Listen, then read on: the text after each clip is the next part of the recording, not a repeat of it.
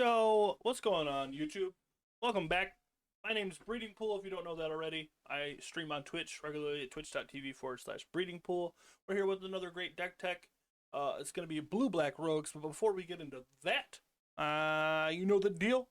Make sure that you hit the subscribe button, tap the bell icon, leave a comment, let me know what you guys think. We'd really appreciate it. It's free. It's the only free way to support the stream. It's free 99, free. Did I mention it's free? All you gotta do is hit the button. Thank you so much. But anyways, so Monday, WotC shook some stuff up. They got rid of a freaking 6/6 elemental that gained you 3 life and let you play a land and drew a card, and also just kept coming back from your graveyard if you milled or if you exiled some cards. So aggro is like, and I think the best deck that benefited from that is the blue-black or dimir rogues deck.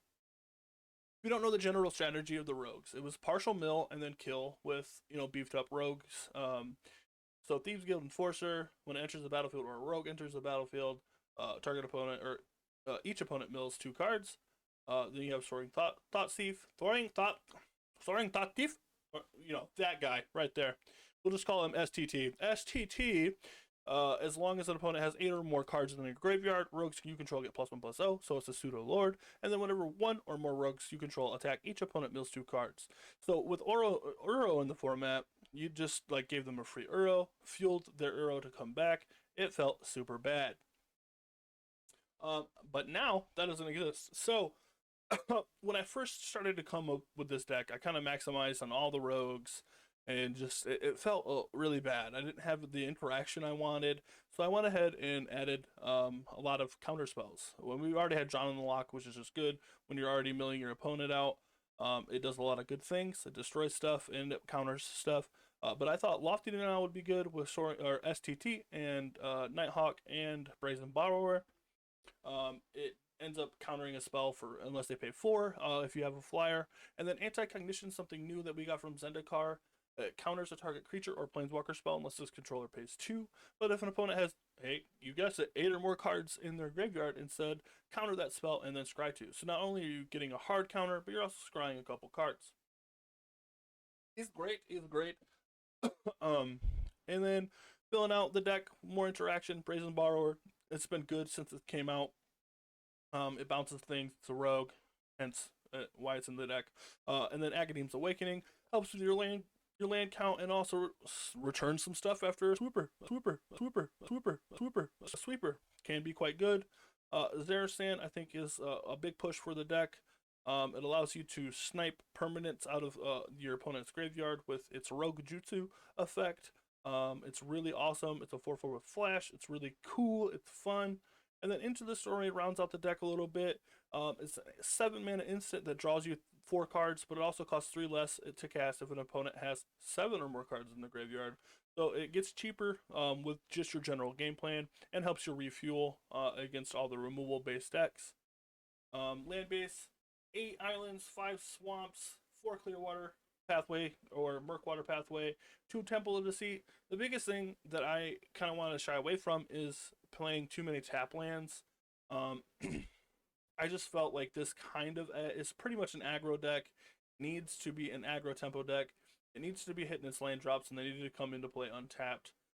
You could play a couple Fabled Passage if you wanted to help ensure that you're hitting your colors, because that's why you're playing the Temple of Deceit. Even though it's tapped, it is another dual land for blue black, which is what we need. We need some dual lands, but it's not maxed out because you just don't want the tap effect. Like I said, you could play a couple Fabled Passages. It's up to you. There's no real landfall effect. You're playing maybe a crab in here or something, which would be awkward, but you could. For more mill, if you're going for that, the Fabled Passage would be your go-to. Sideboard wise, you got 4 Duress, great against control matchups, something that you need. Pick a, it's Duress. It's been around for a million years. It's never going to get bad.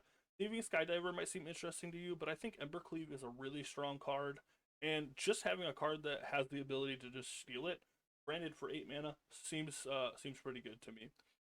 Taking that seems like a fun time. I really want to steal it with a 2/1 flyer and slap it onto her. I really do. Mystical Dispute, it's good against this deck. It's good against the control decks as well. 1 mana counter spell. Witch's Vengeance seems kind of weird and out of place here, but it allows you to have a board sweep that doesn't affect your rogues against like clerics or warriors or something along those lines. But also even against the rogues in like the mirror match, you have the wherewithal to be able to play with it, knowing that you have it in your hand, setting up an advantageous board position to get your opponent.